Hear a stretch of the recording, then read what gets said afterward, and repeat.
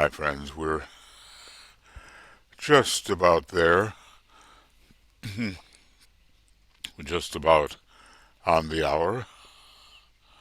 And, well, as I say, if we keep going until the year 2050,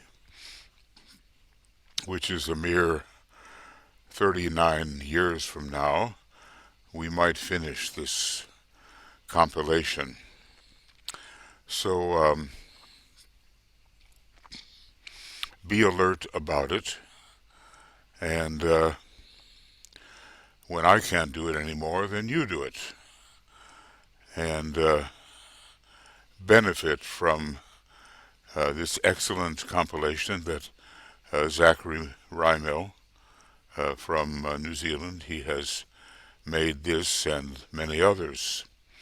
So that important points do stand out.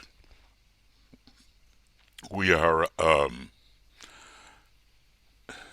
think we had our discussion number 7 a couple of weeks ago, and let's see when.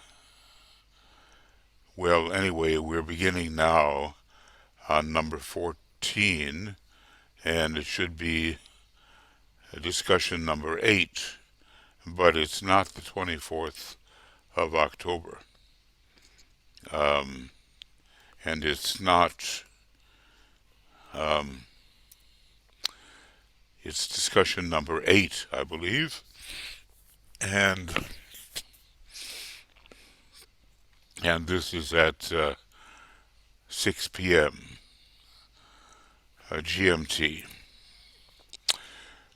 So there's a lot to learn here, and we'll kind of take it as it goes. I'm not going to go through what I've already written down in terms of commentary. And I'm trying to think, did I really do that? Okay. I've made so many written commentaries that I begin to wonder if I can keep track of them all. Now, Michael Crow and I are working on things right now, and basically, before very long, shortly I would say, program 22 from telepathy and the etheric vehicle is up, or will be up, with the help of BL, Harold, and Joe.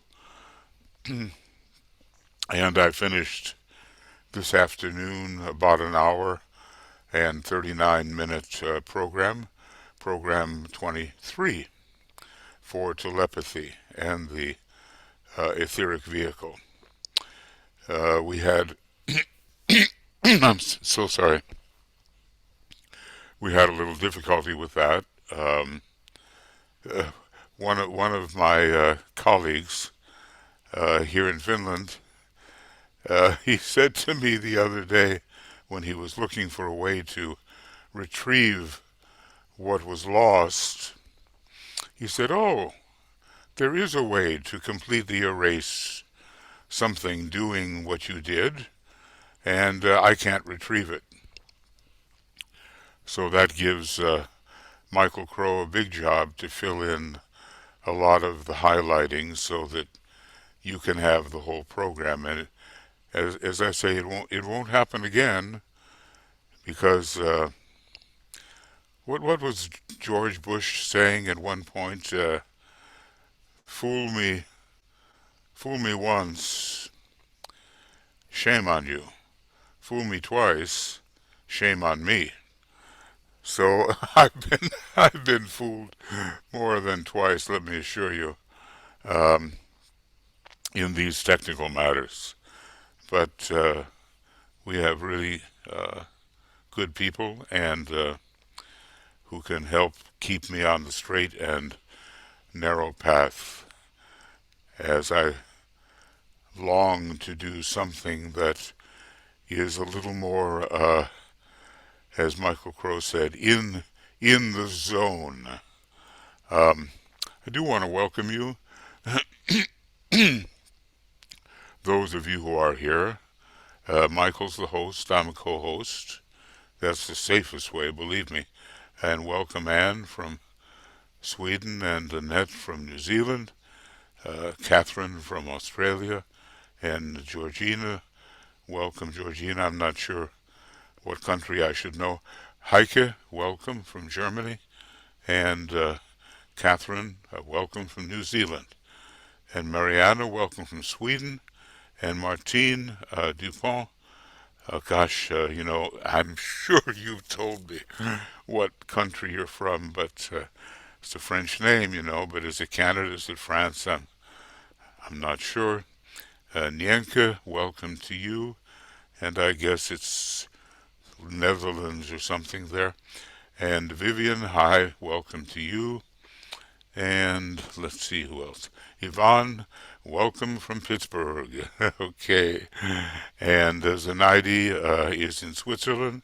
Hi, and Nasa, welcome also. I'm not sure exactly what country, but anyway, welcome. So, I gotta give one welcome. That's all I can really afford. The subject is very deep, and sometimes people think they can, so to speak, waltz into the front door of Shamballa, no problems, and maybe ask Sanat Kumara what they should have for breakfast. Um, I'm not entirely joking, although it is a bit of a joke to have such a distorted sense of proportion about the highest center in our solar system on this planet.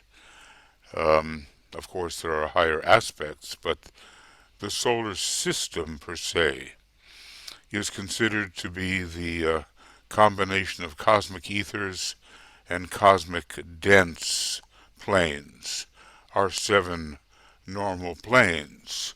So it's the cosmic etheric physical.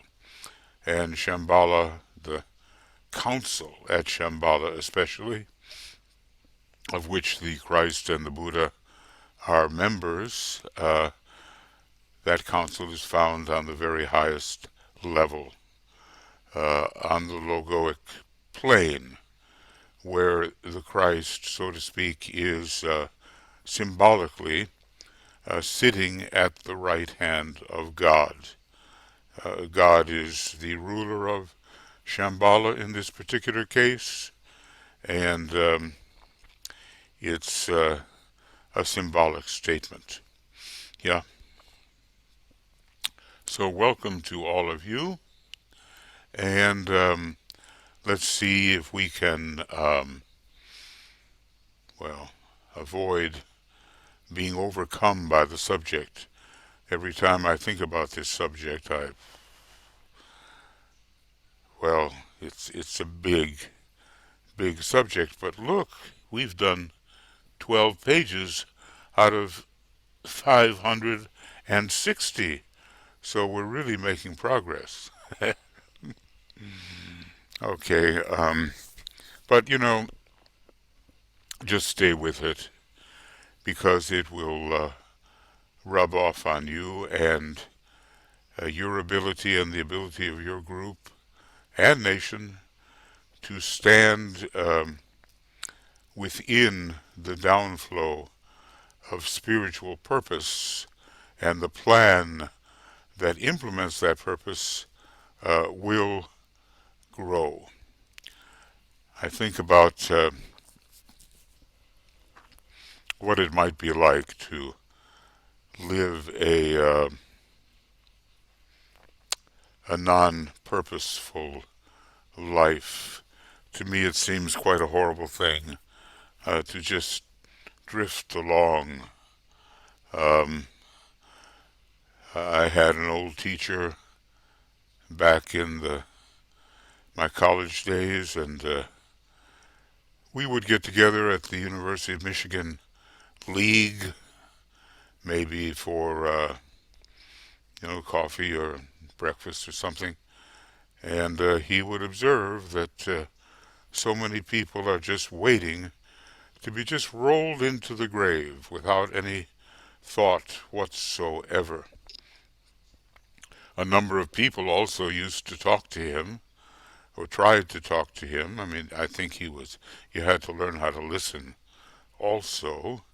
And they couldn't take it because, he was pretty first ray on the personality level. And maybe the soul ray was wisdom, I guess.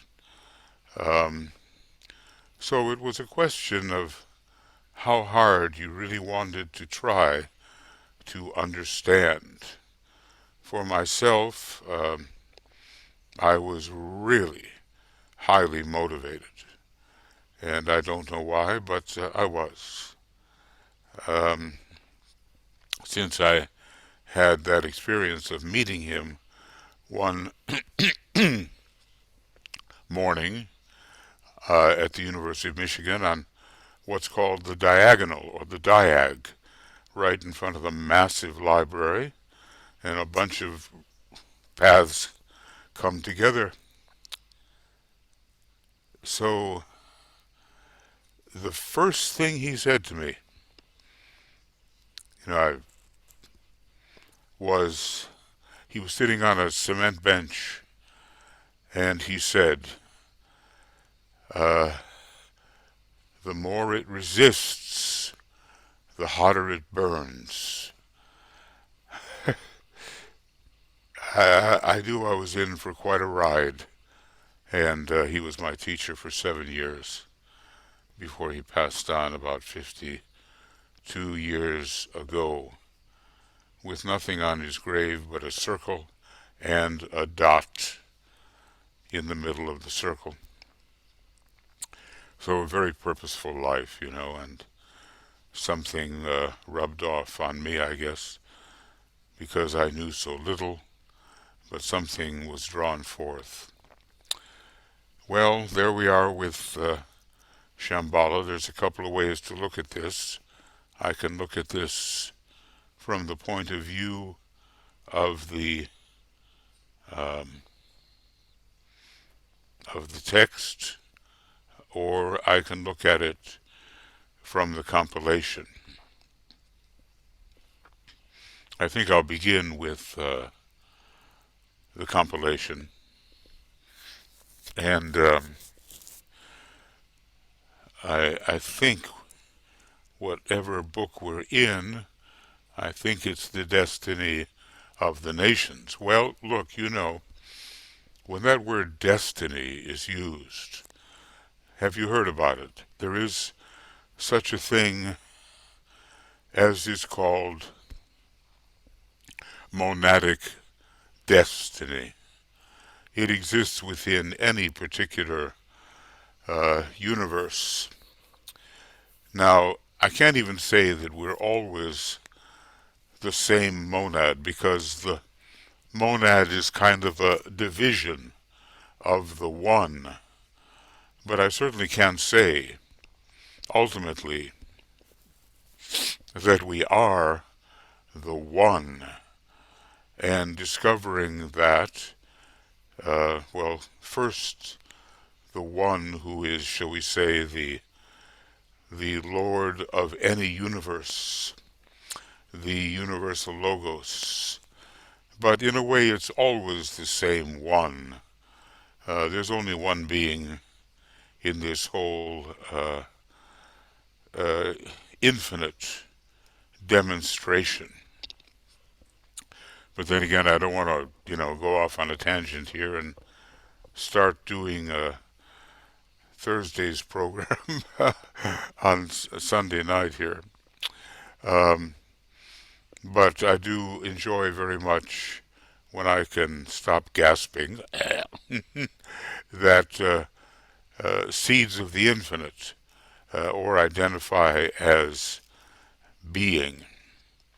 And that seems to me something that could come over you, and it's the great art of identification, and it involves the heart's center, and without it, you do not find the life aspect in all the differences that present themselves to your perception.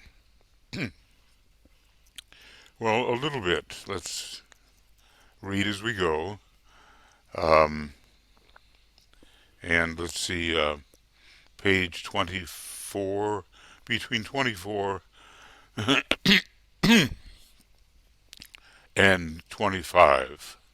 And I think, just as a little segue um, from the Destiny of the Nations, and think about it, maybe you were there in one way or another, the real you, in the first solar system, first major, okay? It's not the first solar system, but it's the first major solar system of intelligence. The center, which is humanity, was prepared, and the principle of intelligence came into manifestation. Well, we're not in that solar system anymore. We are in something else where the emphasis is different. And the principle of the first solar system is called the primordial ray, whereas for the solar system we're in now, which is the second major, or fifth in a sequence, somewhere it shows that the 2 is the five, and those are numbers very connected with the solar angel, 2 and 5. In the second solar system, the hierarchy of love must make its appearance and must eventually come into full manifestation upon the physical plane, thereby enabling the love of God to be seen. Well, there have been some opportunities for that to happen, but there's also been a tremendous rejection by errant humanity, a rejection of the good law, the perfect laws given by the Lemurian god kings to humanity in the very early days. But humanity has free choice and decided to go its own way, which has led to no end of trouble. But now, with the externalization of the hierarchy imminent, some of this second point can be fulfilled. And then, in the next solar system, the center which we today call Shamballa, who knows what it will be called then, billions of years ahead of us. Now, it takes a long time to run a solar system, and between solar systems there are these rest periods of equal duration. But in the next solar system, the Tibetan says, the centers which we today call Shambhala will manifest, note this, intelligently and through love, the will aspect of deity. It is only, however, in this second solar system that all these three centers expressing the three divine aspects meet simultaneously at various stages of livingness.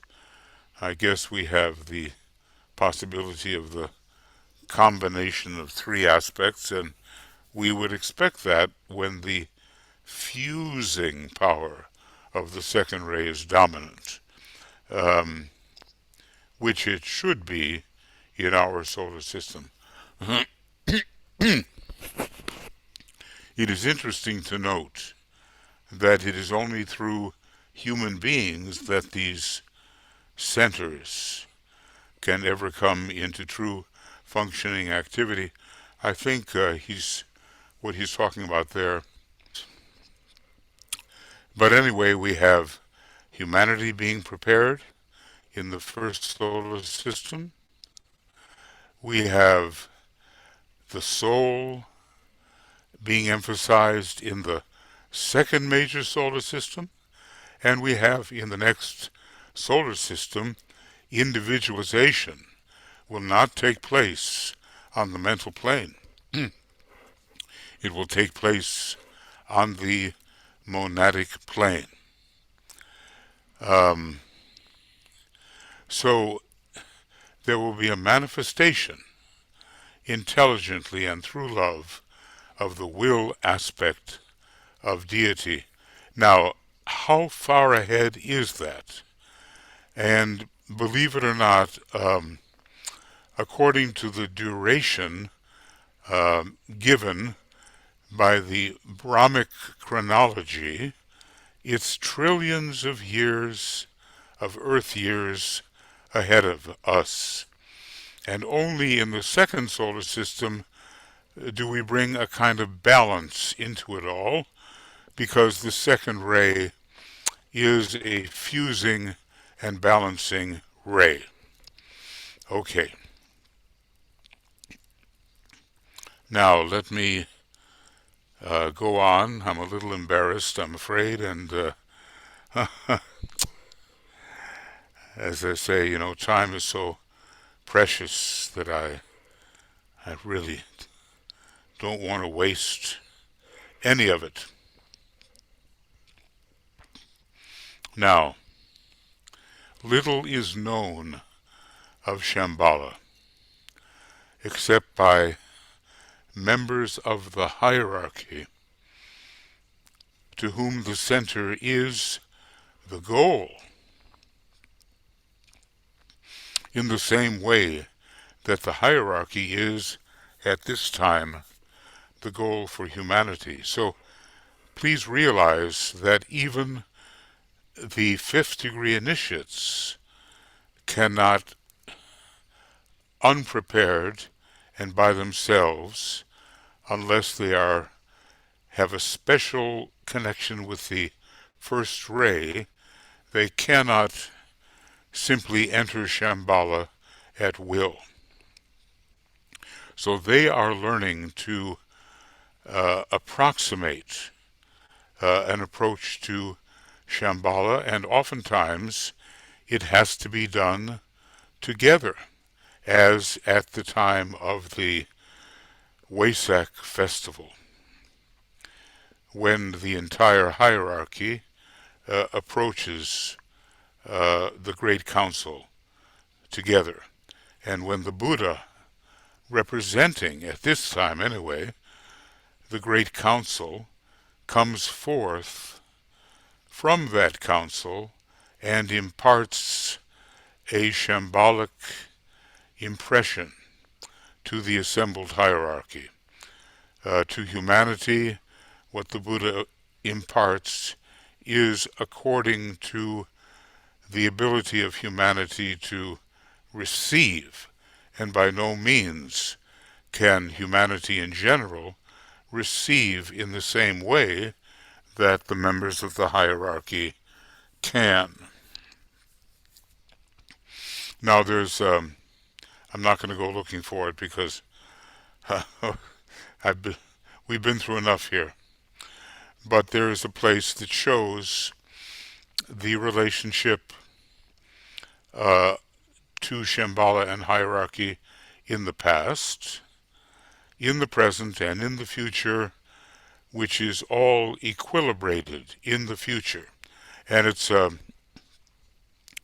arrows running between the three systems of Shambhala, hierarchy, and humanity are reciprocal. They go in both directions simultaneously. And finally, what we have then, finally on this planet, is an equilibrated relationship between the three major centers. We don't have that yet. Hierarchy is still aspiring to Shambhala, and humanity is still aspiring to hierarchy, and the equilibrization does not yet exist. But we have plenty of time, really, to achieve that, and I wouldn't be surprised if that's an achievement which occurs more noticeably, perhaps, in the next solar system, when purpose will express through love and intelligence. Now, what's the best we can do? We have to live purposeful lives. We can't exactly get the same kind of impression that Shambhala shares with hierarchy, but we can get something of the energy of purpose. So, if you pause for a moment, you can ask yourself, what really is my purpose in this particular incarnation? And am I living a purposeful life?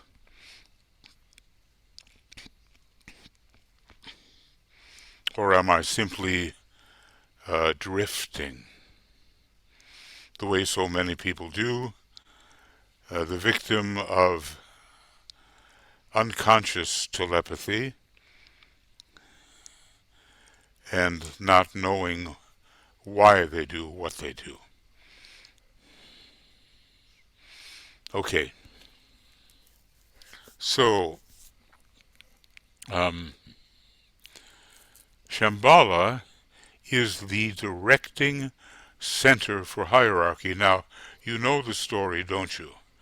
That really, even though the Christ is the head of the hierarchy, and in a way the heart of the hierarchy, the hierarchy as a whole is the ashram of Sanat Kumara, the Lord of the world. Now think about that for a minute, a moment. Hierarchy seeks to be directed by Shambhala because it is a relationship in which Sanat Kumara has the directing power.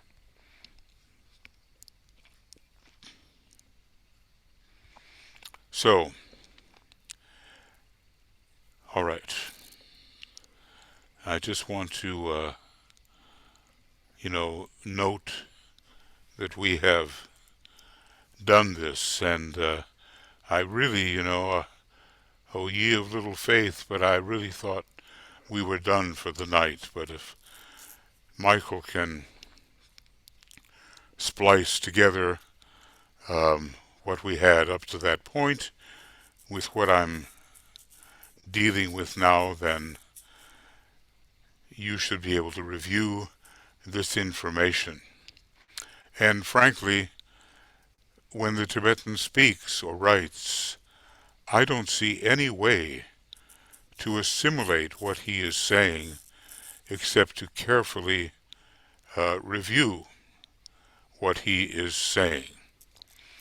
So this is the point where Zach was writing his compilation, little is really known of the will of God,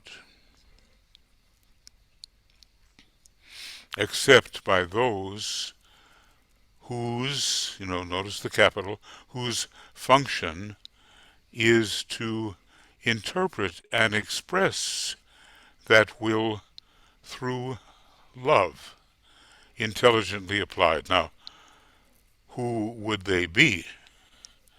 Um, among other sources, they will be Nirmanakayas, who are minimally 6th-degree initiates who intermediate between Shambhala and hierarchy. Um, how much of the will of God do we really understand? Do we understand the destiny of our planet? Well, certainly the three great lords, Manu, Bodhisattva, Mahachohan, they understand as much as any members of hierarchy. But within Shambhala, as we are told in the rays and the initiations, there is a group of lives called the lights, which carry out the will of God. They are deeply in Shambhala, and they are known as the lights. Now, they probably know more. And the one who knows the most, of course, within our planetary scheme, has got to be the planetary Logos himself, knowing even more than his emanation, Sanat Kumara. So little is really known of the will of God, except by those whose function it is to interpret and express that will, and this is where so many fall down, through love intelligently applied. Now look, you didn't get that from the Nazis. You got an inversion of shambolic will, full of desire, but basically loveless, with no love for one's fellow men and women, looking at humanity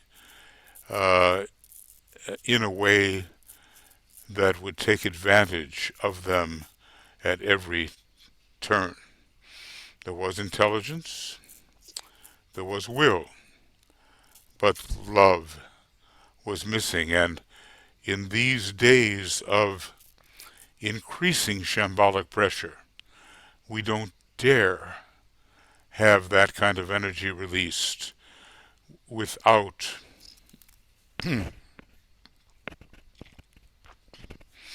without the energy of love.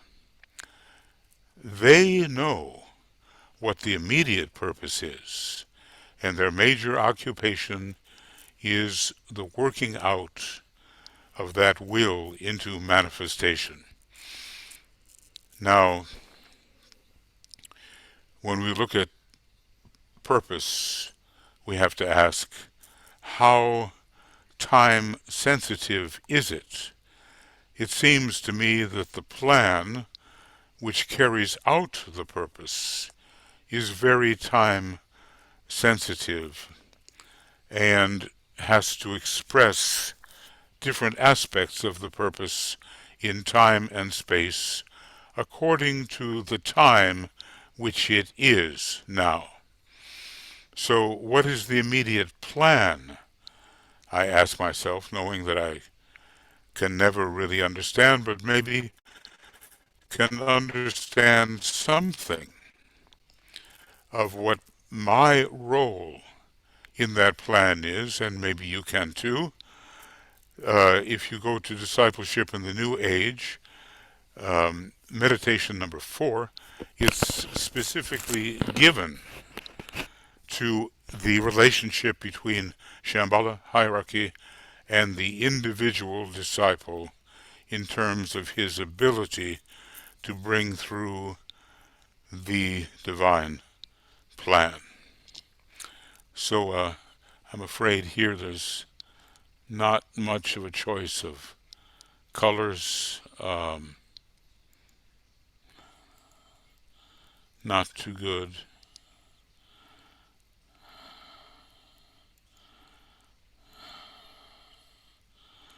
Um, I'll just use this particular color. So, going on, we have, therefore, three great centers. Now, there are, the four lesser attributive centers as well.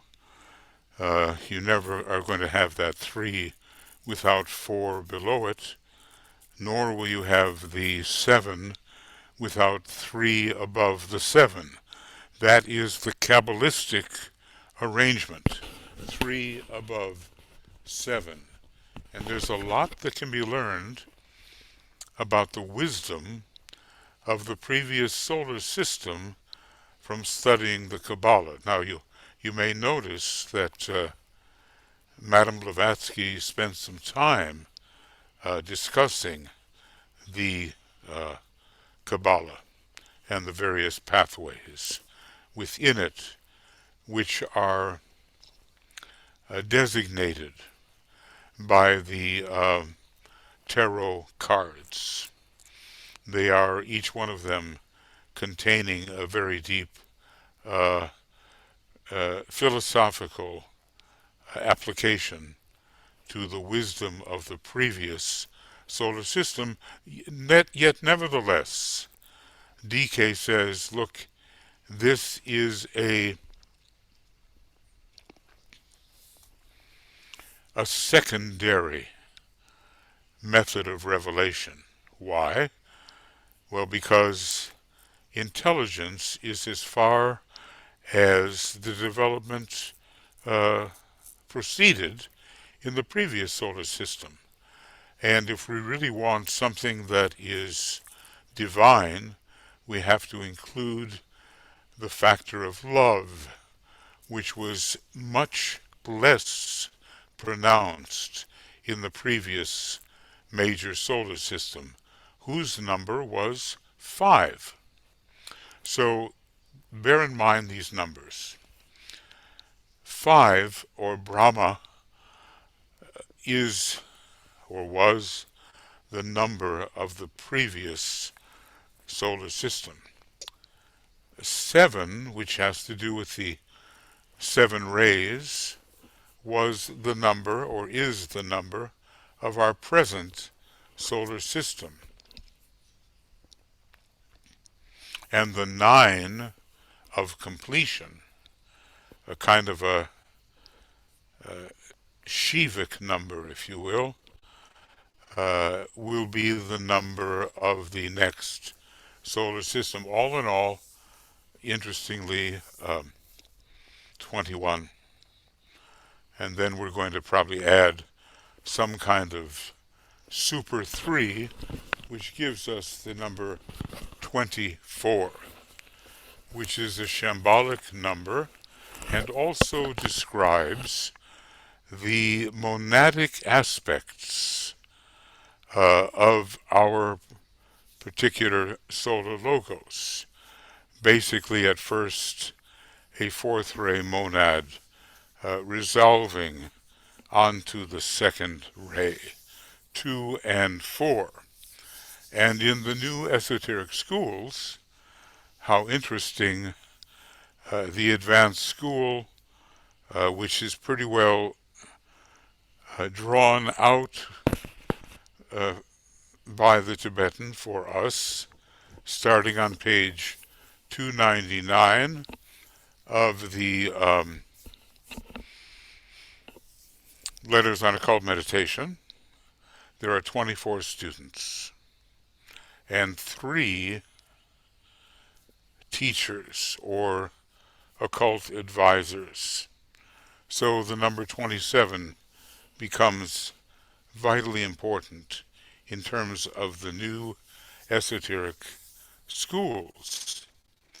But it goes further than that, because when you start to think about the seed groups, the 10th seed group is meant to have 3 times 9, or 27 members, all told, whereas the other ones have 3,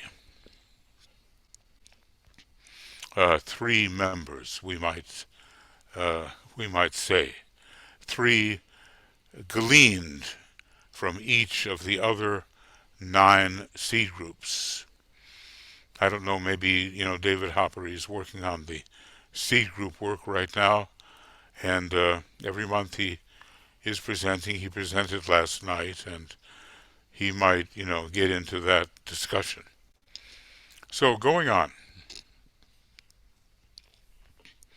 we have, therefore, 3 great centers, and from them emanate 3 types of energy, which are taking form as the 3 governing ideologies in the consciousness of the race. Now, I think you know how they distribute themselves in terms of the ideologies, with monarchy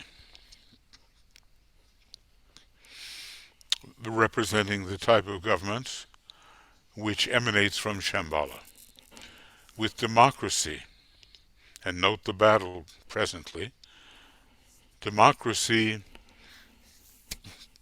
emanating from hierarchy, and communism or socialism, whatever you want to call it, emanating from humanity per se.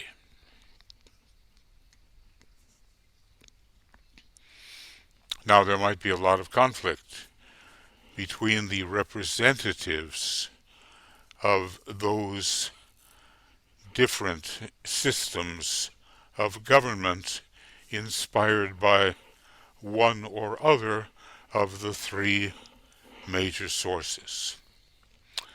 Going on with DK, old ideologies.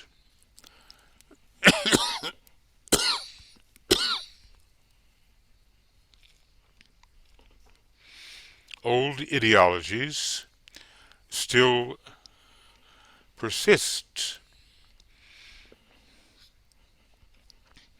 And that's one of the big problems. He told us that basically all the Abrahamic religions, Judaism, Islam, Christianity in its present form, have outlived their usefulness. They can only take humanity so far, and actually are blocking the way into greater revelation. Old ideologies still persist. Subsidiary schools of thought are everywhere to be found.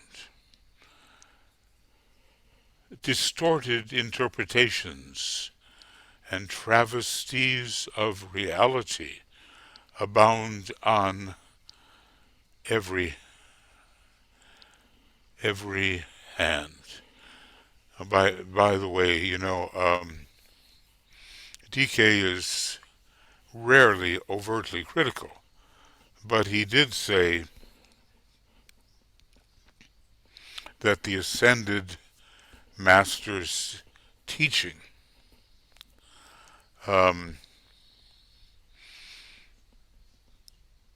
as customarily presented, because after all, look, ascension exists. The Christ ascended, he disappeared into a cloud, and he continued his ascension until symbolically he sat at the right hand of the Father and was a true member of the Council of Shamballa. So it's not that ascension does not exist, but the way people consider ascension. DK said it had descended to the level of cheap comedy. Whoa, that's quite a quite a statement. And elsewhere, I think something about travesty, which is a huge distortion in which people tend to believe. Well, look at what's happening now with the conspiracy theories that are totally out of control and make you wonder, can such people really think at all? Um, so anyway, there are three types of energy, says the Tibetan, which are taking form as three governing ideologies in the consciousness of the race. Old ideologies still persist. Subsidiary schools of thought are everywhere to be found. Distorted interpretations and travesties of reality. That's what we have today in these conspiracy theories. Travesties of reality abound on every hand. On all sides, the dead level of the people, the ignorant masses. Okay, so he does acknowledge, that there is a mass consciousness, and that many are victimized by it, and they have not moved into the position in consciousness where they can really think for themselves. They have not moved into that position. They cannot, or they will not. The old saying, none are so blind as those who will not see. So we are confronted now with travesties of reality on every hand, and it's a very dangerous situation, as those who are subject to the travesties gain in power and are willing to do anything to have power over those who prefer the democratic way of love. On all sides, says the Tibetan, the dead level of the people. That's not such an attractive phrase, is it? On all sides, the dead level of the people, the ignorant masses, is played upon by these energies. Well, read for this the Lodge of Form. And man becomes a victim of the exponents of the ideologies, past, present, and future. In other words, we are bound, we are enslaved by the ideologies. And I don't think anyone can doubt that. I don't know what it is. Is it the adolescent nature, which is showing itself so much in countries like the United States, but other places too? Some kind of rebellious attitude of, you are not going to tell me what to do. And, that is remarkably unhelpful when we're trying to fight our way through a COVID epidemic. Okay, going on. Forget not that behind all of them stands He whom we call the Lord of the world. He's behind, I guess, all of these ideologies, even though they have a place from which they derived. Okay, so forget not that this great being to whom the Christ prayed when he addressed our Father who art in heaven, um, he was praying to Sanat Kumara. Um, so all three have their proper place as we attempt to live out and fulfill humanity's destiny, which is a destiny lived through a spiritual lens, through a perspective which really is spiritual. But then look, Master DK spends a long time differentiating between what is really spiritual and what only seems to be spiritual. And he says it was a great victory of the Lodge of Darkness that spirituality came to be identified only with the church, a kind of sixth ray victory is what it was, and it's just very cramped and small, and it's not true. When going on with DK, when all these temporary experiments have been tried, and when humanity has been led on in its consciousness from one stage of understanding to another and of recognized interrelation, as in the supreme science of contact, then going on, the kingdom of God will be established upon earth, and the ruler, capital R, of the earth will then work through the hierarchy to produce that synthetic living, creative response from nature, of which humanity is a part.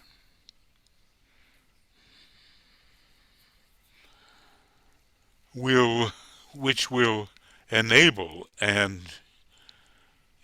which will enable each kingdom fully to reveal the glory of God. I think we can look at some of the kingdoms and the beauty of them,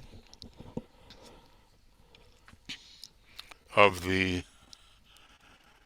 minerals and the polished jewels, of the lush and beautiful members of the plant kingdom, and then all that humanity may produce of beauty.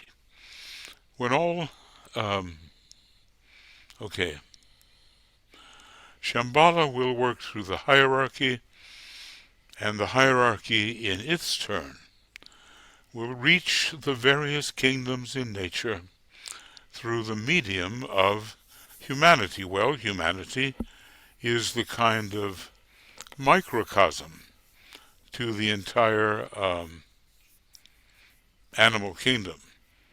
And DK tells us, well, there was a lot of suffering among the human beings of the period as they were attacked and devoured by members of the animal kingdom.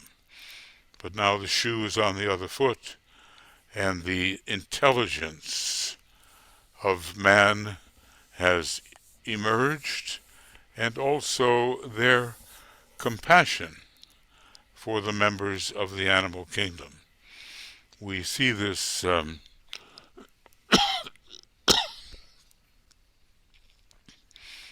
the veterinarians. There's this series on television. I haven't really been following it, but it's from some novels in the 1920s of Britain, and it's called All Creatures, Great and Small. It has a lot of compassion for the suffering of the animal kingdom. Okay.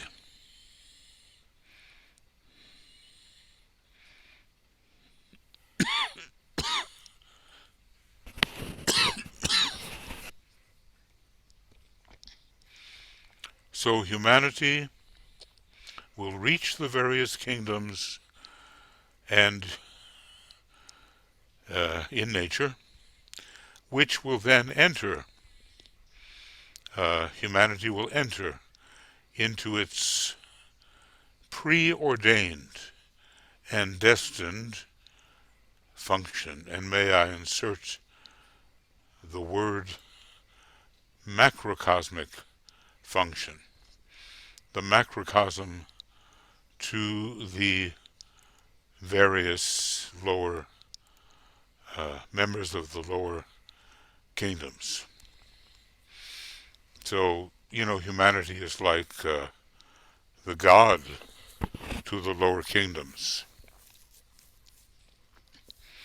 Just the way those who live within the kingdom of souls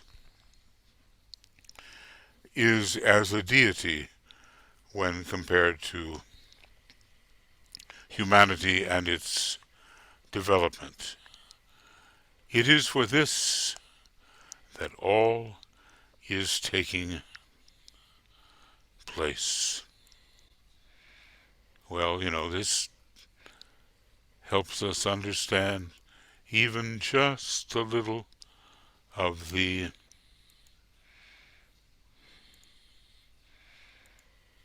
divine plan. So going on with DK, the time of fruition lies relatively far ahead, but in the meantime, humanity is experiencing, or is the subject of, experiment. I guess we have very little idea about the experiments that are proceeding through us as human beings. It is exploiting or being exploited. It is learning the lessons of enforced obedience. Now, I want to say that probably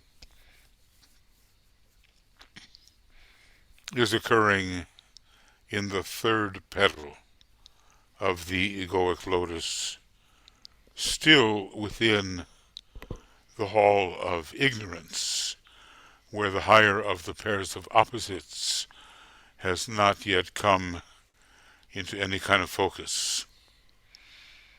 So, okay, an experiment is going on. It is learning the lessons of enforced obedience, or the dangers of selfish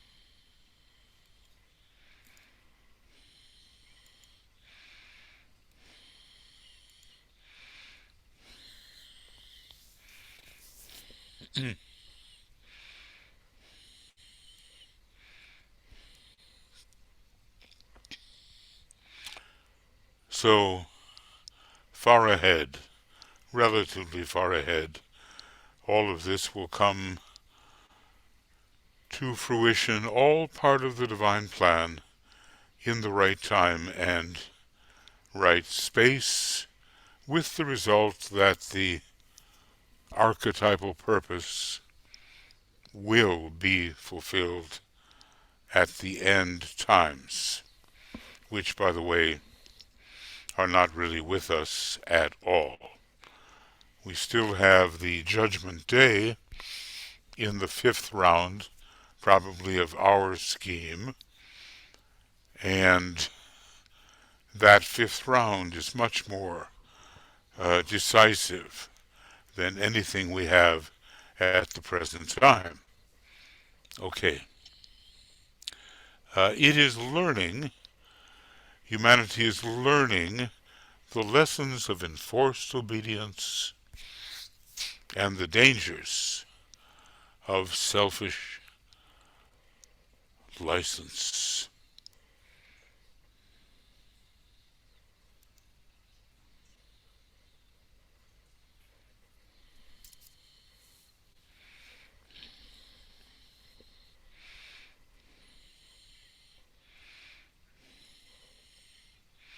Okay. It is victimized. Humanity is, and this is where the Shamballa energy is misused, as we saw with horror regarding World War II. It is victimized by powerful personalities in every land, and this without exception. Or it is being guided in right directions, and this again without exception, I mean in every land, by the emissaries and disciples of either Shambhala or the hierarchy. Now, to be a disciple of Shambhala, it does not necessarily mean that you will handle it in the right way. Maybe you will. And maybe not. Now we want to be on, do we have to choose sides? Well, when the hierarchy saw there was no choice to stem the tide of the wicked and very resourceful Lodge of Darkness, it chose sides against the representatives of that lodge. That does not mean it hated or did not love those who were beguiled, those who were misled. It still continued to love.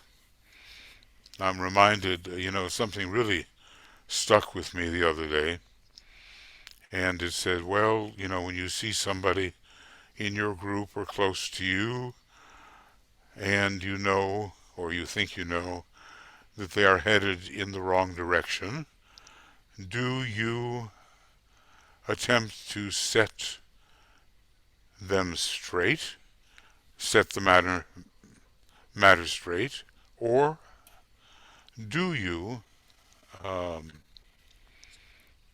them? Do you love them?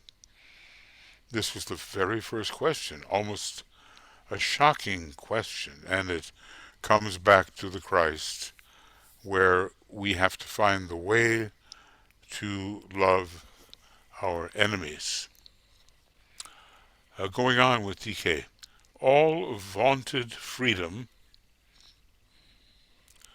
or vaunted control, this means uplifted, vaunted, and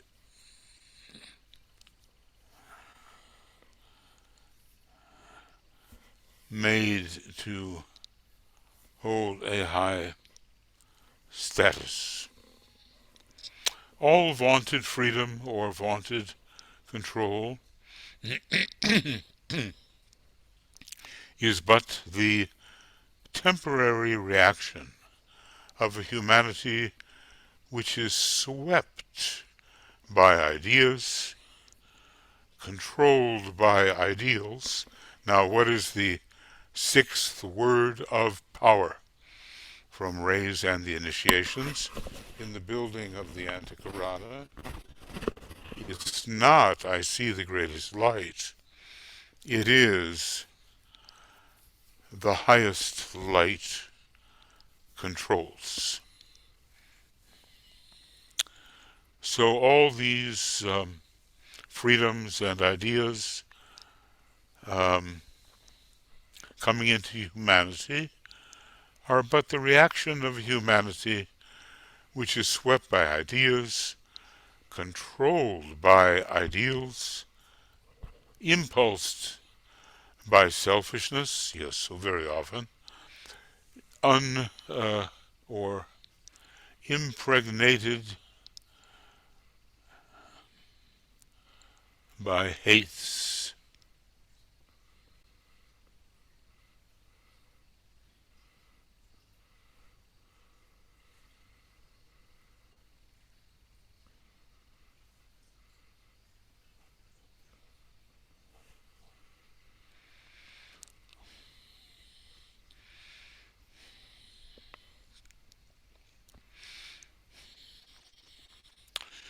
Swept by ideas, controlled by selfish impulse, uh, impulse by selfishness,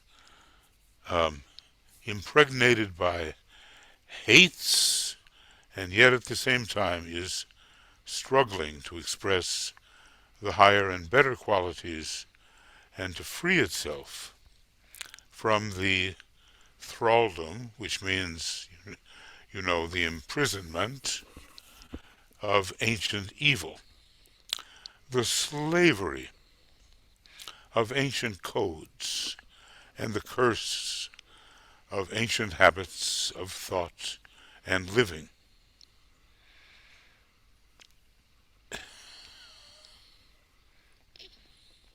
Well, I think this shows a very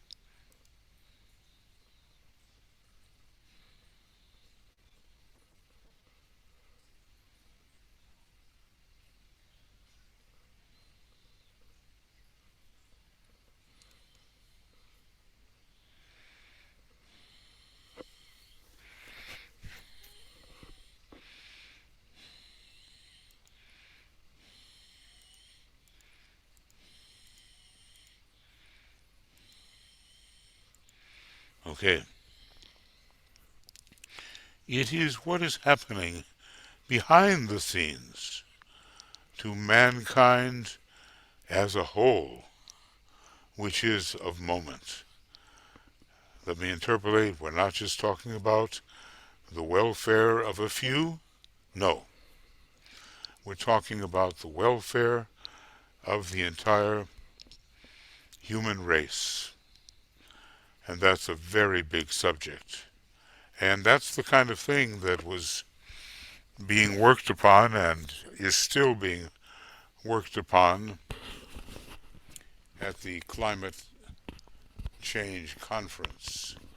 We're not just talking about whether a few rich nations will survive. We're talking about the welfare of everybody. It is the unfoldment, says the Tibetan, of human consciousness which counts with hierarchy. And the modern, and that unfolds in response to the presented conditions in any country or countries. Let the issue, or let me assure you, that under the pressure of modern life, under the strain of the imposed present conditions and civilization, plus the mental concern, the terror of marching armies, the thunder of the many voices, and the stress of the worldwide economic stringency, the human consciousness is rapidly awakening from its long sleep.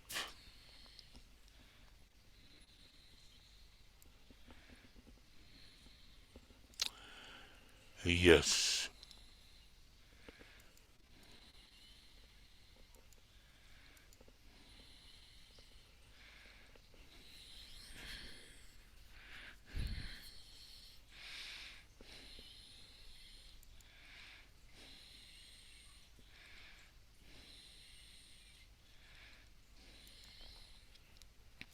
Well, the means of awakening is not always pleasant.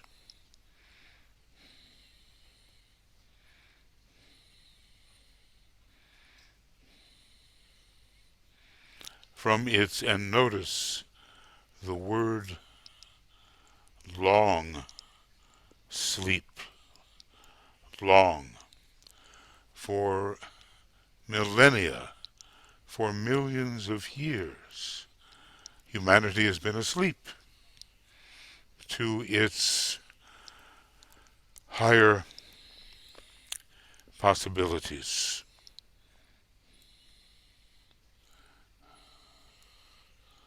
And maybe some of that can now be ameliorated at long at long last. Let's see if I can get this. Yeah. That great and fundamental reality, which you call the human state of mind, is just beginning to focus itself upon the things which matter and to express itself in a living fashion. And of course, that's where so much telepathy comes in, and the science of impression, and the supreme science of contact, and the science and technique of invocation and evocation. That is the factor of moment and not the happenings in any particular country. Okay. Well, if we're not going to be selfish, we have to learn the pitfalls of selfishness, and we have to think in terms of the welfare of the other person. So many people are so desperate, they have trouble thinking of the other person. They have enough to take care of right now.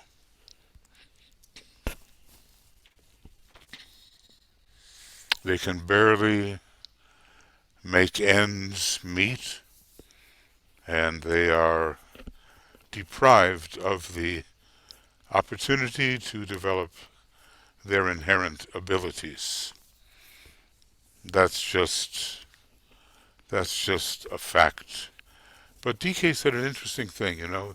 He talked about the fifth ray groups come to our planet to develop the second petal of the egoic lotus, which is maybe ruled by Taurus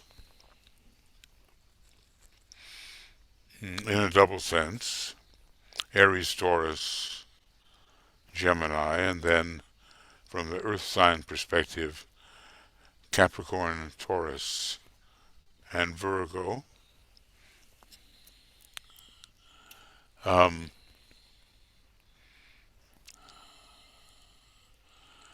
and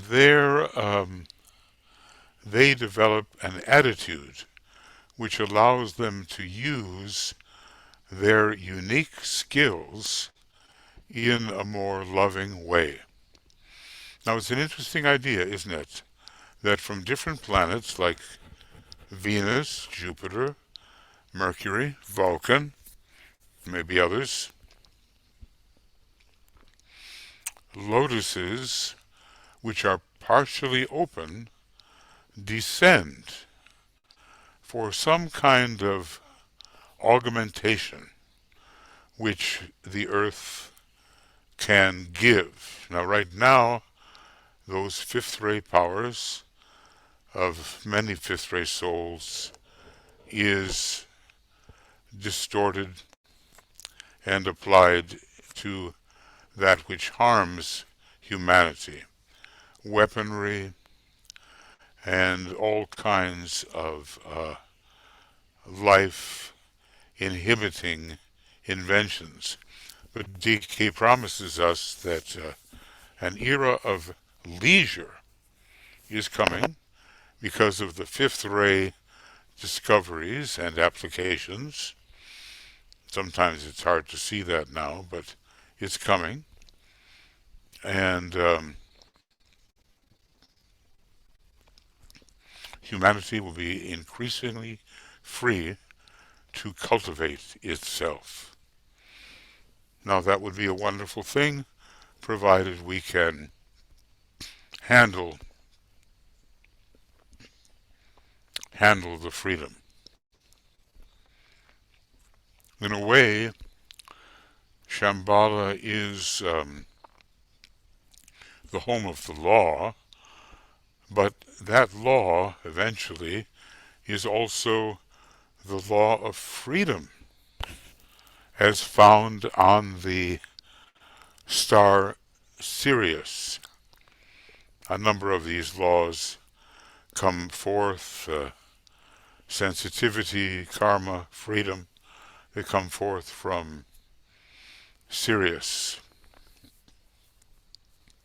And maybe we get tired of being slaves to our old confining attitudes which care only about ourselves. And I would remind you all that is occurring is an evidence of energy and its expressive and is expressive of force. Yeah.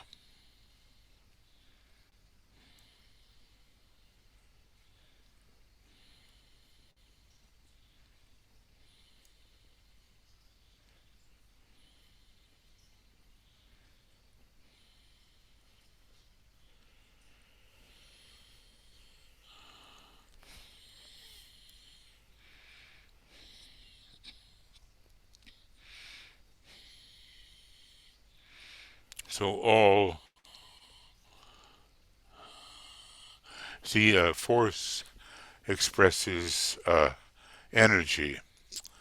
The plan expresses the purpose.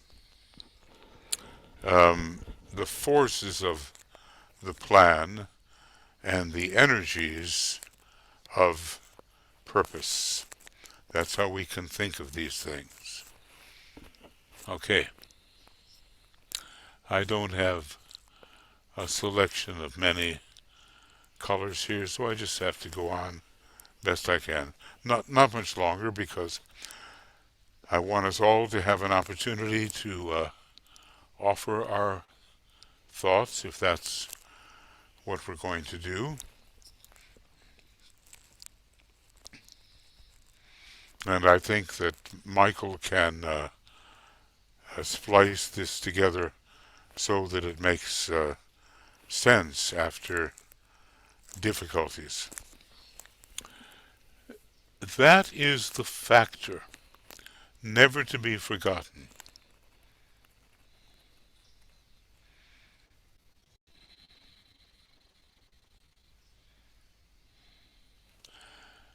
It's evidence of energy and is expressive of force.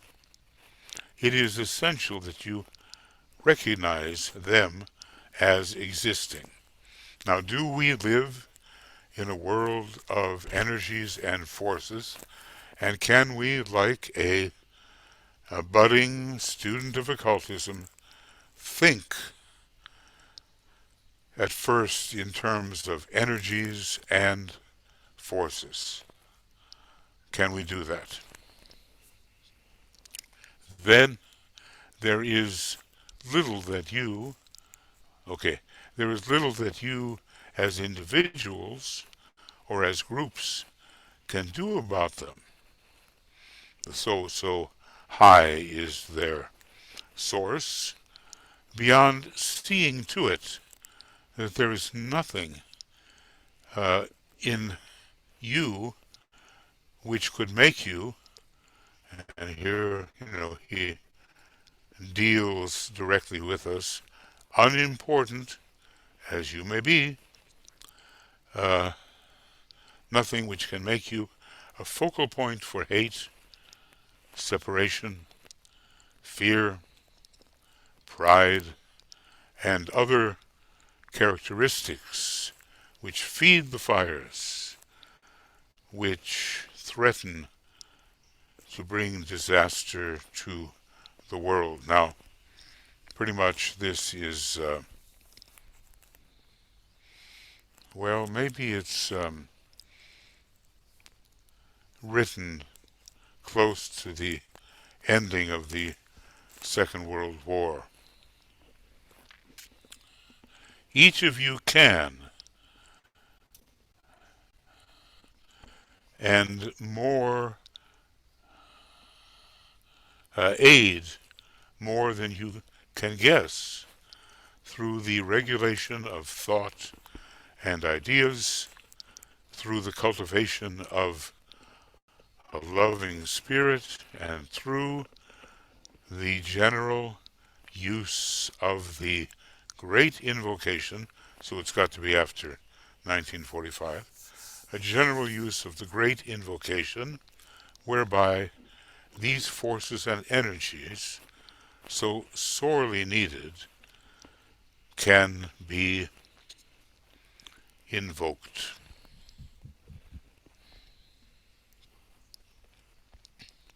So, can we live in a world of forces and energies? Can we really think in those terms?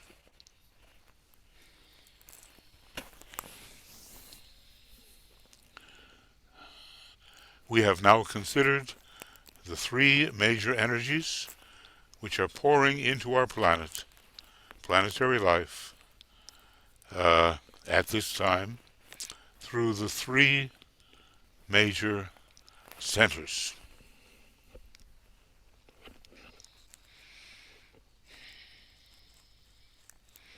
And of course, we have to somehow learn how to detect these. It remains for us now to consider the energy of the two minor rays, the sixth and the seventh. This is a very good section, by the way, in terms of contrasting the sixth and seventh rays in the book The Destiny of the Nations, the sixth and the seventh, which are in many ways of more immediate moment to the masses and of tremendous effectiveness.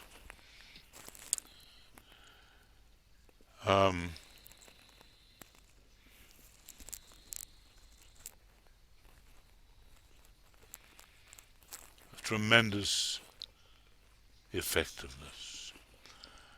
One is of moment because of the pronounced hold and because of the crystallization it has produced, particularly. Obviously, that's going to be the sixth ray.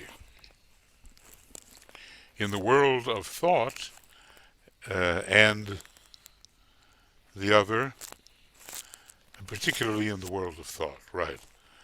And the other, because its hold and its power, its influence and its effects will be of an increasing momentum. Who began all this, you know? Let's look back at Sir Francis Bacon, who was living and writing toward the end of the 16th century and the beginning of the 17th century, and he was a seventh ray soul. He operated on the seventh ray and gave an impulse to that ray along with the fifth ray. And many Aquarian modes of behavior and research.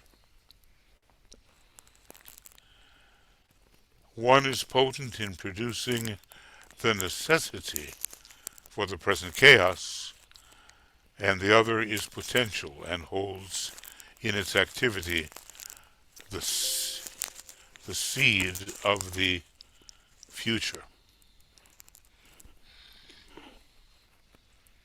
Okay, well, it's pretty obvious what is what. Now, I'm not going to go any further at this time.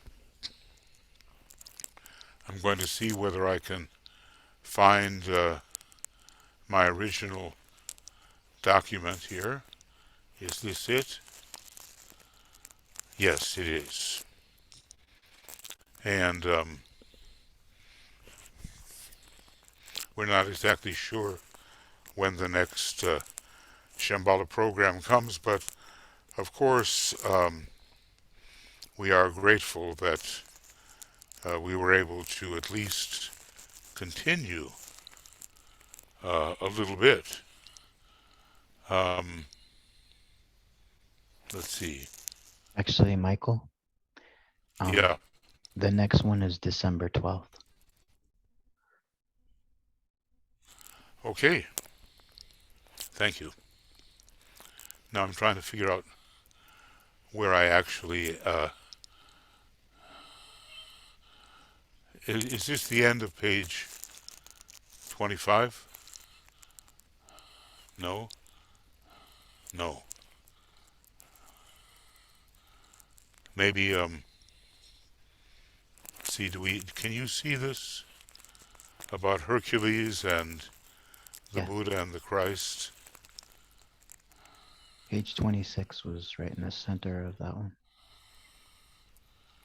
Okay.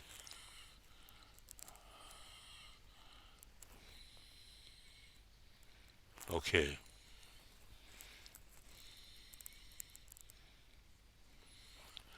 Where it says that is the factor of moment, and we've said, let me assure you that that under the pressure of modern life and so forth, right? Where do we stop?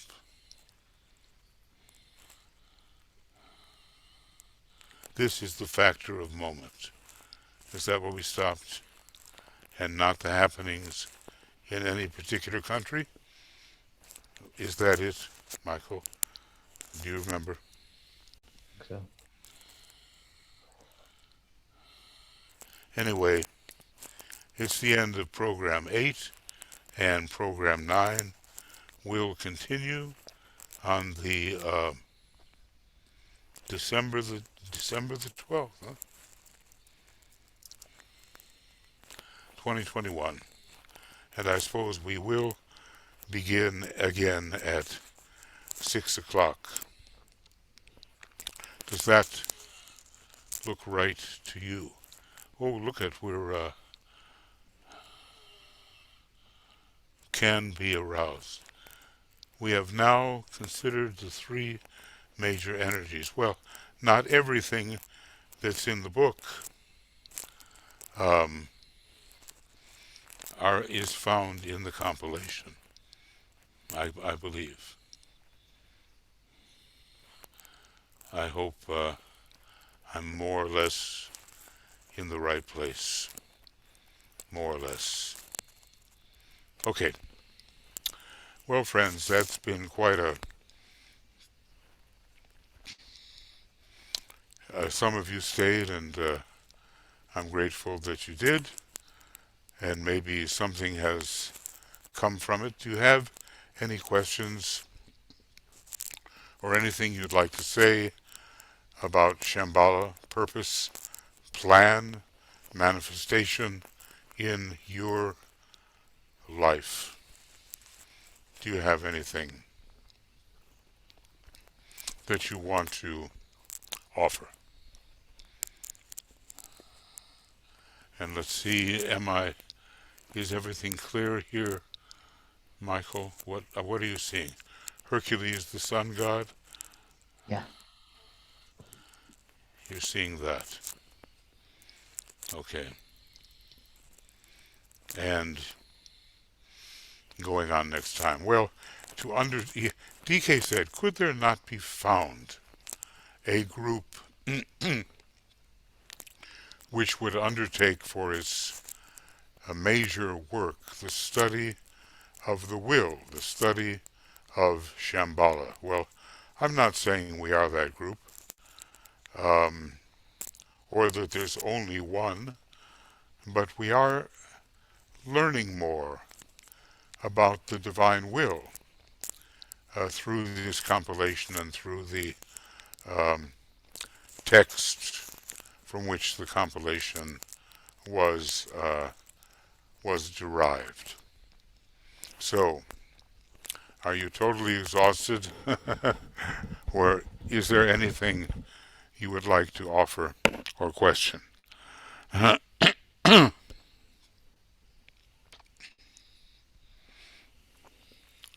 And Michael, you can tell me if anything comes up.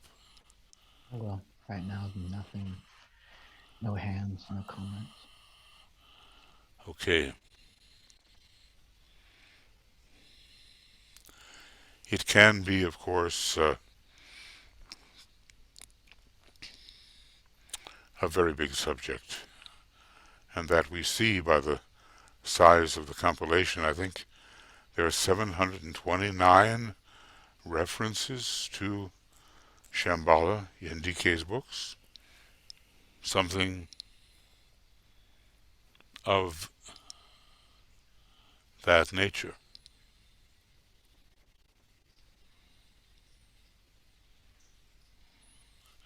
And here's Vivian saying about the conference, right? You want to read it, Michael? Yeah, Vivian says, I would like to say that the meetings of COP26 were an example of true democracy, guided by equanimity and love. Yeah, that was certainly the hope. There has been what you might call the great coal compromise, and of course it's a bit dangerous, but one understands the livelihood of different nations and how they are concerned with sustaining that livelihood. That's what's been going on in the United States too, with the senator from West Virginia being apparently so obstructive when it comes to Biden trying to bring his various plans to fruition.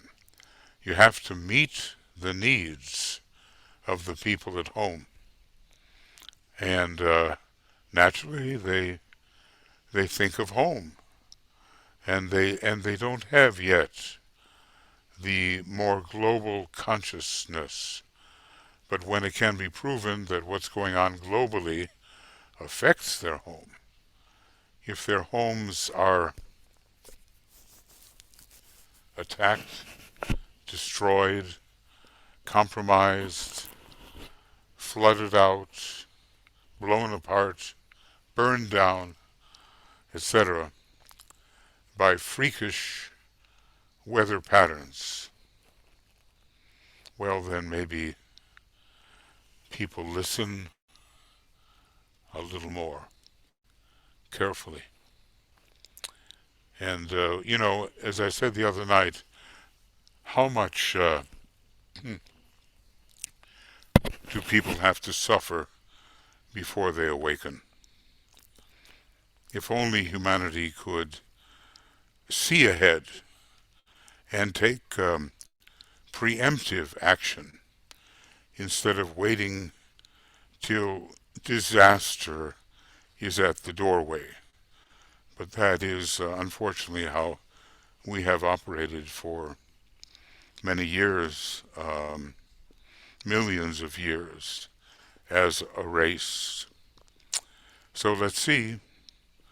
That's probably the reason for the COVID epidemic, and also the climate threat, to bring us all together and to think in terms of each other and not just of our own untouchability, which is an illusion anyway.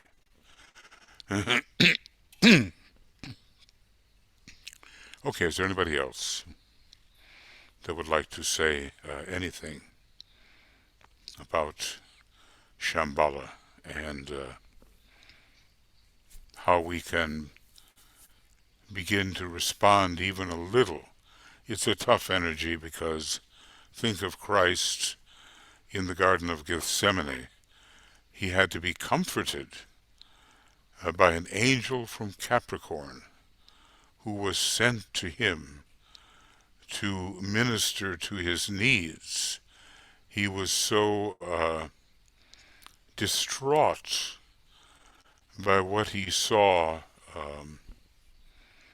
as the burden that was being laid upon him should he accept what came to be known to him as the will of God. They say of him, that he was a man of sorrows and acquainted with grief. Well, that the humanity of Christ may be very relevant to us when we think of who he really is, and that humanity is something that the arch-conservative people will not allow to be propagated. He has to be different than all of us, and he has to be worshipped. He's not different than all of us. He is our elder brother, and he doesn't want to be worshipped. He wants to be invoked, and he, as Master Moria said, he wants to be imitated. So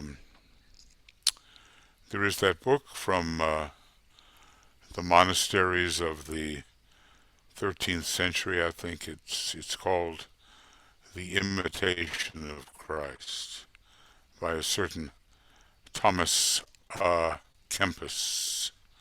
And Master Moria praised that book for offering imitation instead of worship. We have to think about what our attitude is towards the great ones.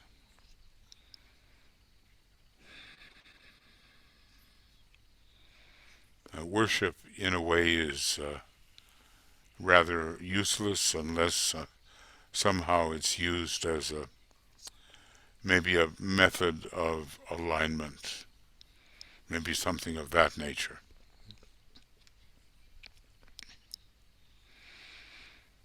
Okay, anything, friends?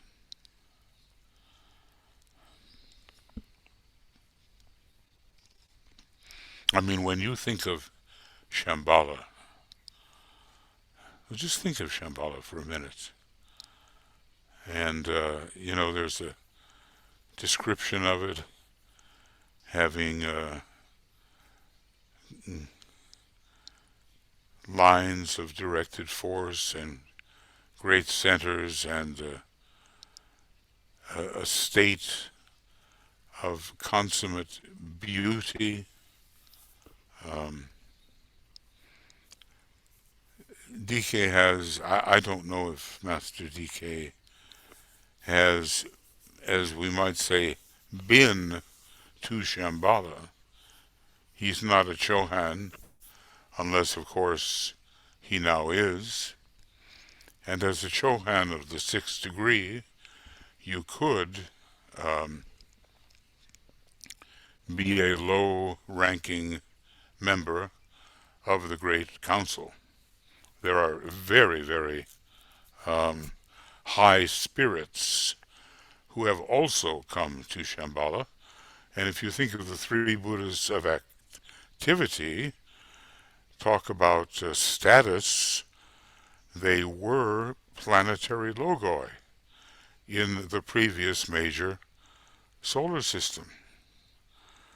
So there are some very high lives, certain eternal spirits, um, esoteric Kumaras, exoteric Kumaras, the Lord of the world himself, and then, of course, on the lowest rank, the possible initiates of the sixth degree. Now, when we talk about these really high degrees, it's just got to sound like, well, what can that mean,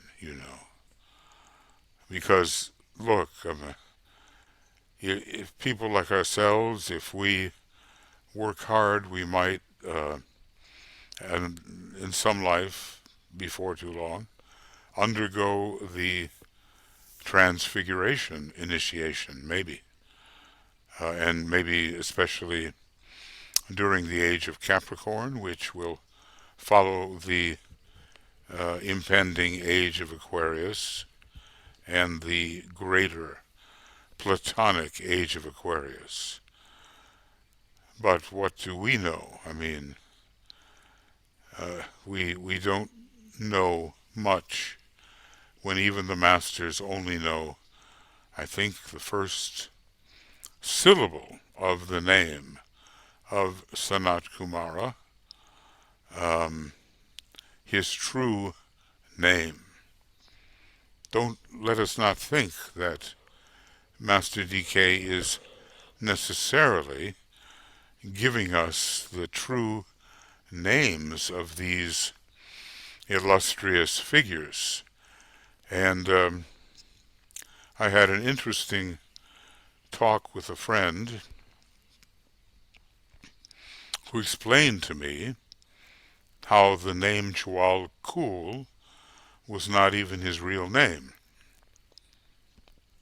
And then later, uh, I don't know if it was washed away, he forgot that he ever had that conversation with me. But he did. And it was interesting to see how substitute names are utilized because real names evoke great power.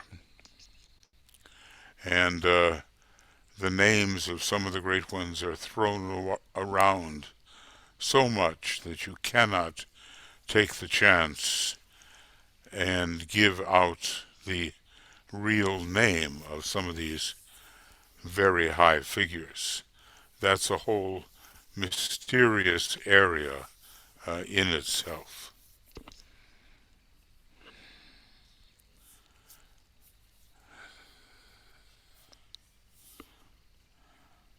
So we have a comment from Tia and Yvonne. Tia's comment is, unfortunately, destruction seems to be the impetus which makes humanity move. I remember how many people opened a bit in the US during the 2008 financial crisis, only returned to previous patterns when the crisis passed. Perhaps permanent change will happen when there is nothing to return to. We are moving in that direction. That is an interesting idea. And DK tells us people will be amazed at how little it takes to live a truly productive spiritual life. And he said, unfortunately, there will be countries, and he seemed to name the United States, who will miss out on that opportunity to discover how little is necessary to really live well. I mean, right now we have super rich people just thinking only of the billions they can accumulate through different methods, hedge funds, stock market, things of that nature. And that is their obsession. We could say, yes, it really is an obsession. It prevents them from thinking of the other fellow human being. And until that begins to happen, now, of course, we have that chance at the climate conference and the continuation of the expression and maybe even enforcement of the decisions that were made. People can promise way ahead. Oh, by 2040 we'll do this.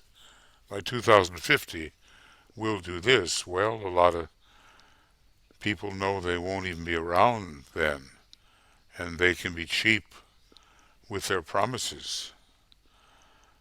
But there will be someone around, and the determinations they make now will affect the quality of life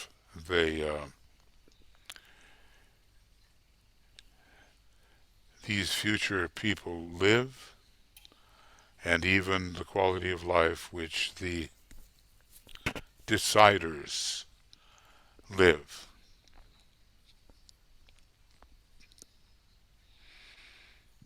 Yeah, I wanted to share something on that, if you don't mind. Please. Um, I'm not in like the destruction that only moves humanity. I think what it is the controlling elite are only moved by destruction because they're enthralldom to a great evil.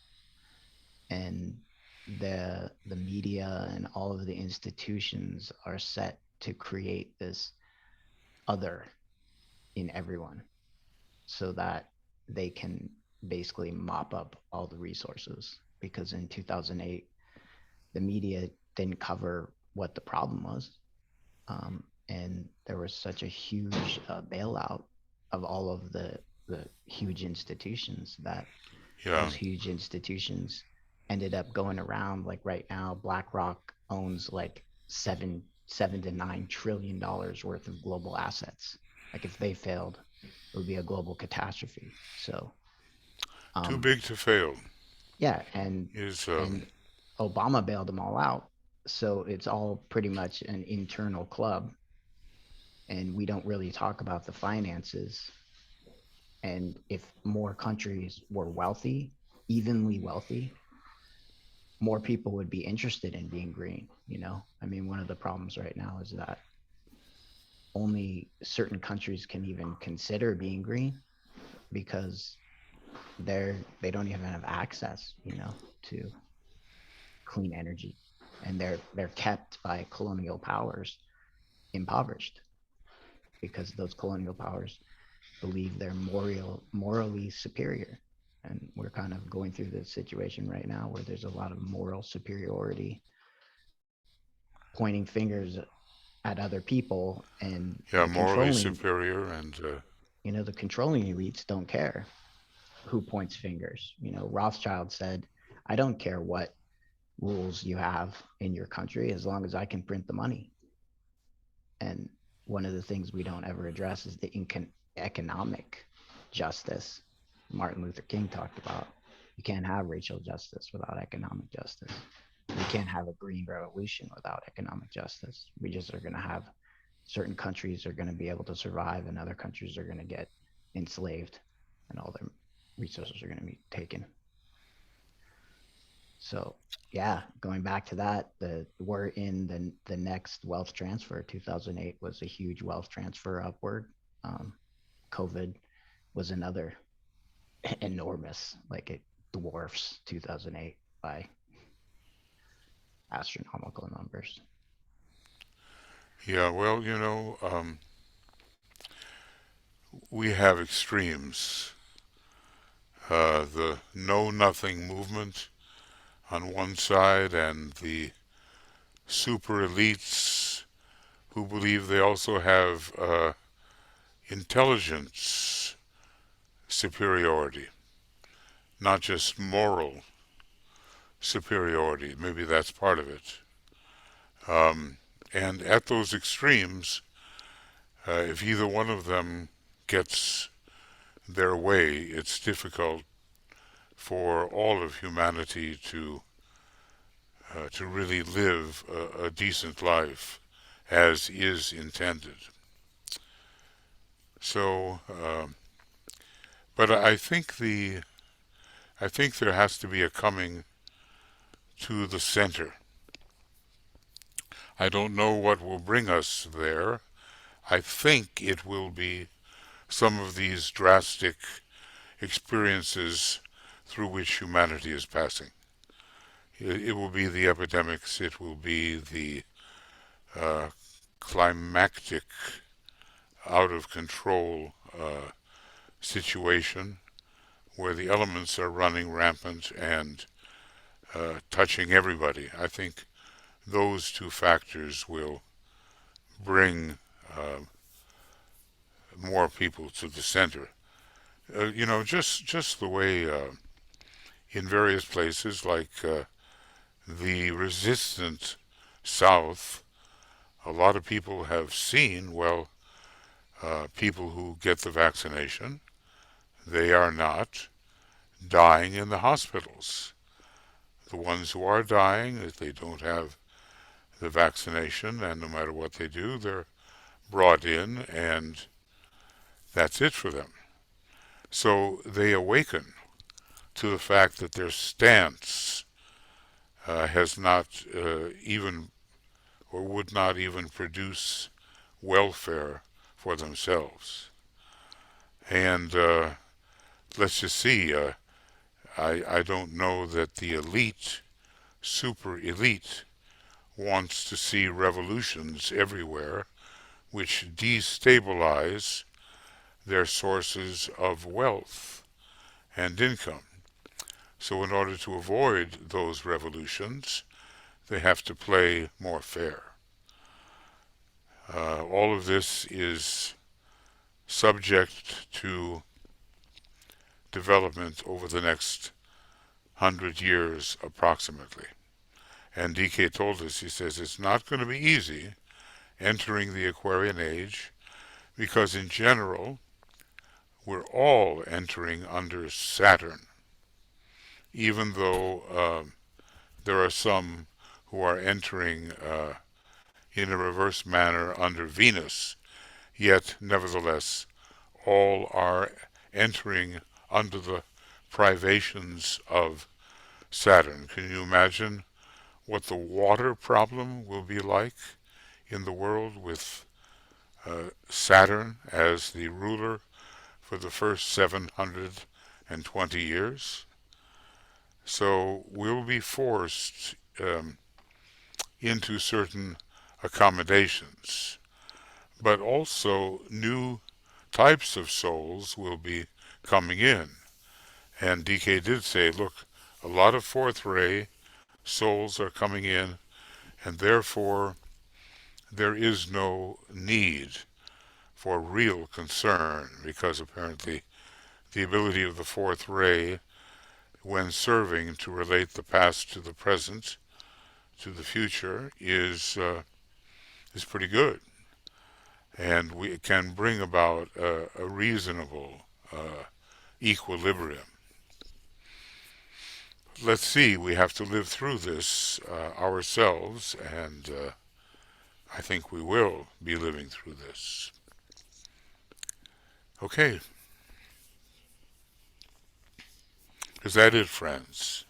Yvonne asks, who was Lord Maitreya in his previous lives?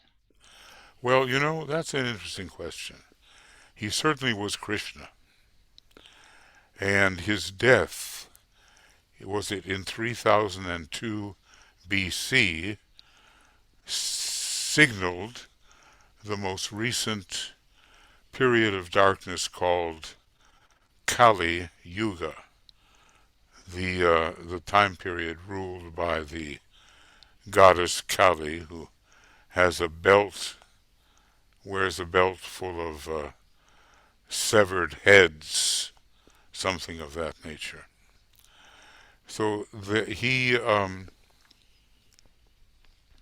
DK hints that there was another one as well, but Lord Krishna definitely uh, was the Christ, or Lord Maitreya, and there's another Upanishadic kind of a scholar, and it may have been a woman, and the name of this woman is Maitreyi, Maitreyi, something like that, and was found conversing in many dialogues that relate to the Upanishads.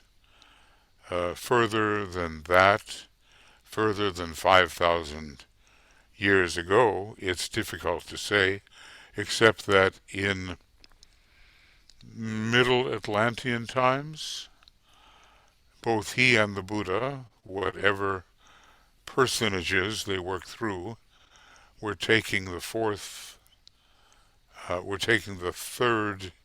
initiation in a fourth ray ashram.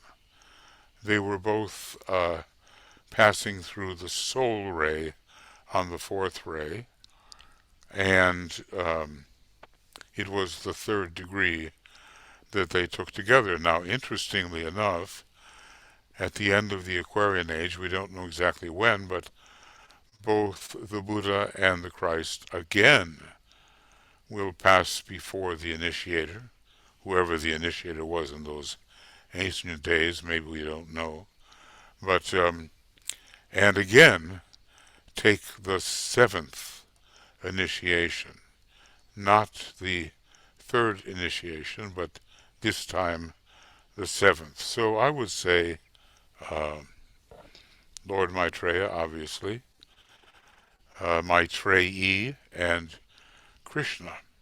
These are the ones which I think are likely candidates for his earlier incarnations. Plus that big event in Atlantis. Um, yeah, and as far as Lemuria goes, we just don't know. But it is very likely, of course, that Christ or the Lord Maitreya is Lemurian man, a kind of initiate in Lemuria. And, it gets so you lose track of who people really are. Now, in terms of the going backwards and seeing who's who, We can trace Master Jesus back with the help of Master DK, and we have, well, he's now the Chohan Jesus, but he was Jesus of Nazareth.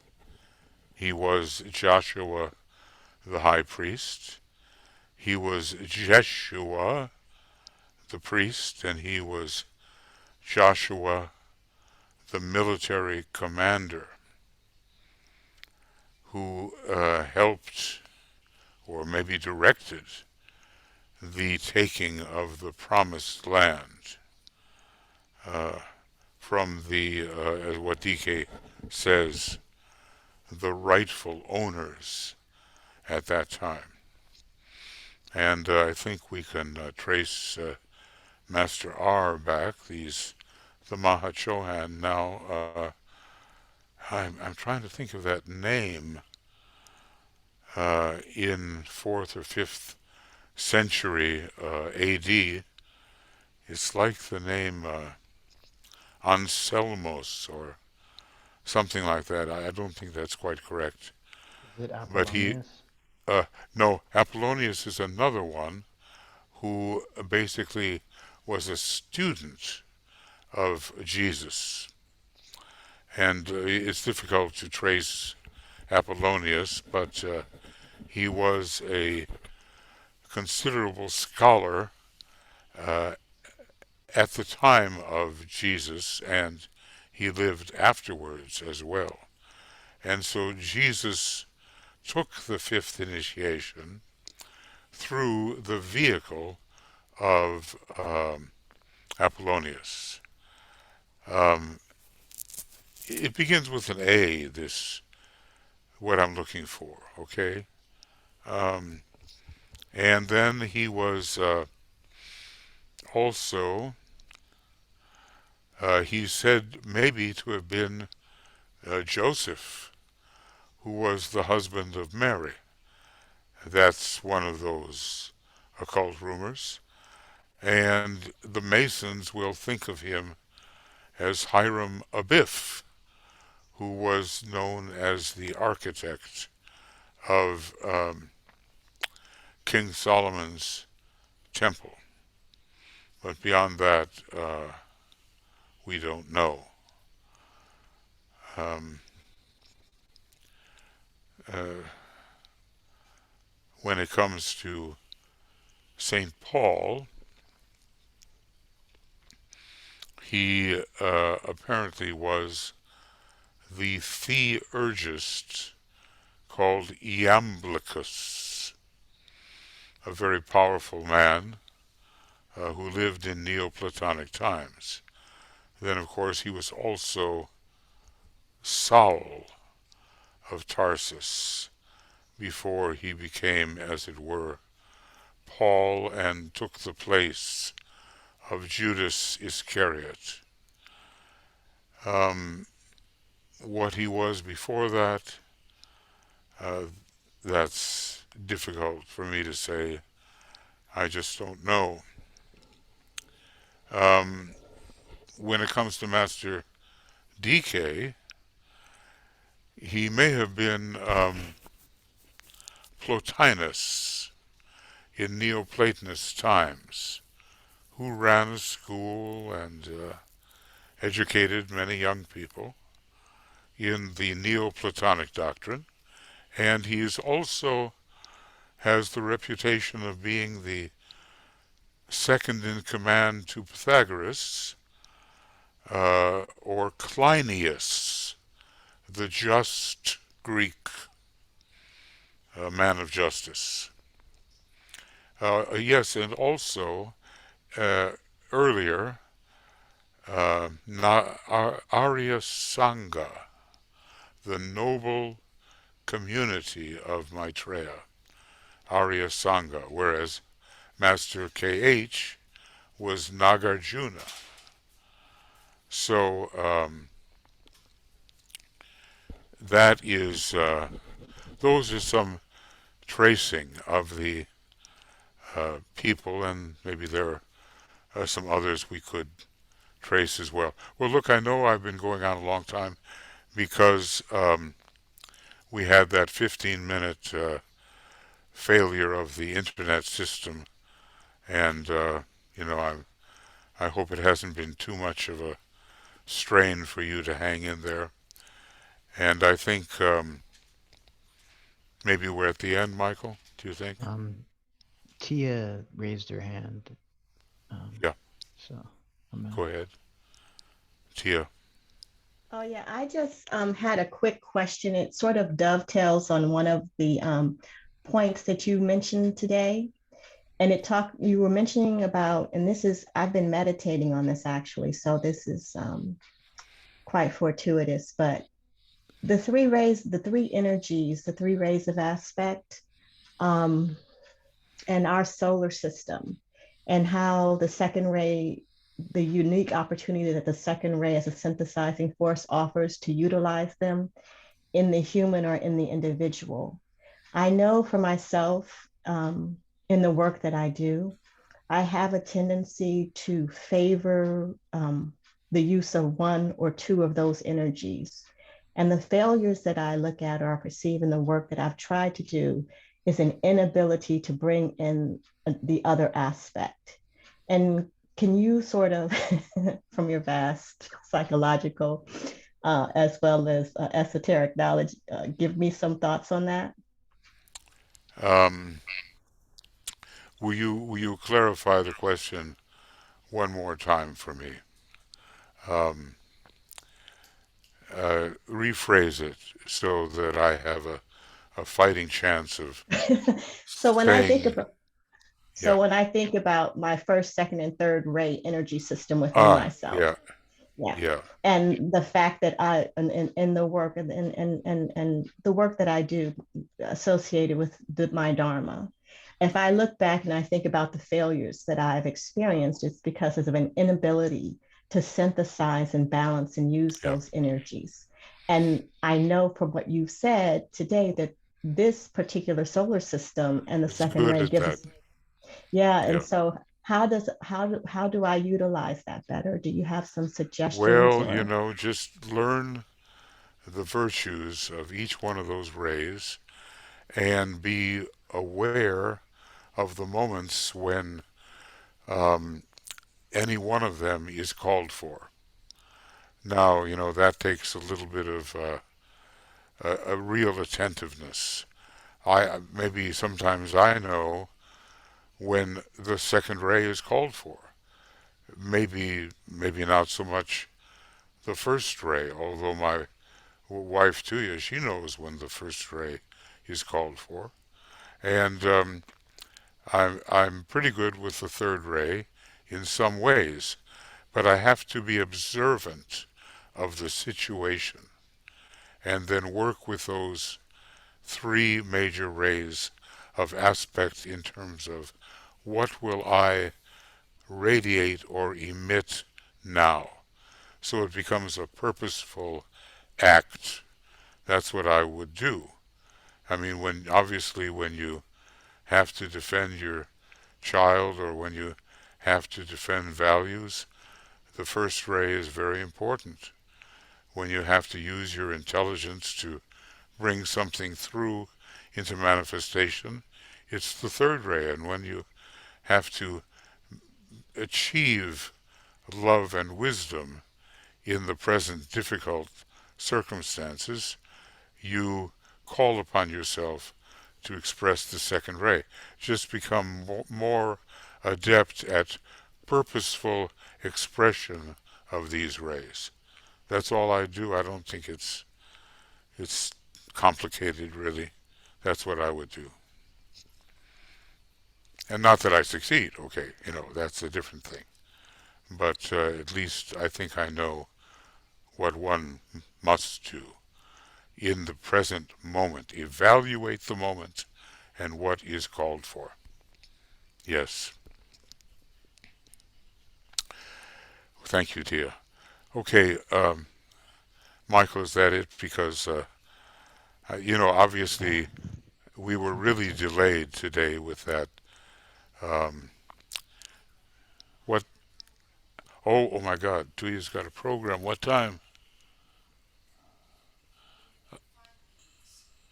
Okay, I'm afraid I'm going on and on. Look, this will be available to you. It will be put up, and Michael will splice this together somehow. It shouldn't be too difficult. And you'll have it on Makara and you'll have it on YouTube. And I just want to say that I've completed program 23 today in telepathy and the etheric vehicle. And some of you on the special mailing list will have it, but everybody will have it from BL and from Harold because it will be posted in the normal way, which is the little picture up in the corner and everything else on the big screen.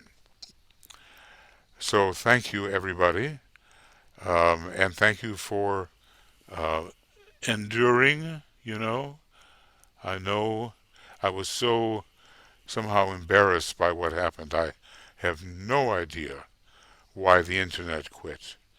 But Michael says, well, sometimes in a neighborhood or it just quits. And I did what I could to get back, and to be successful, we actually did it. I thought we're just finished. I kept on saying to Michael, tell everybody to go home. It's no good. But something then happened, and we could go forward. So Tuya and I send you our love and blessings, and the whole team, Michael, BL, and Joe, and Harold, and Michael Stacy, and Frederick, and we all send you love and the power of assimilation and application. And this will be up before long.